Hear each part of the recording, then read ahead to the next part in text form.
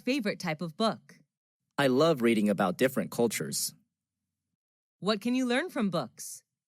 Books can broaden my horizon about thousands of things around the world, and books are also my best friends.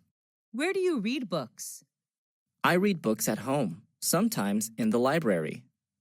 What's the most interesting book you've ever read?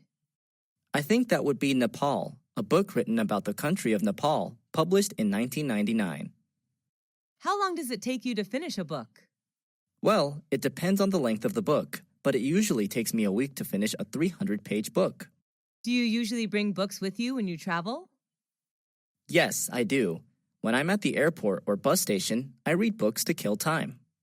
Is there any bookstore or library in your area? Unfortunately, there are none near my house. The nearest one is 3 kilometers away.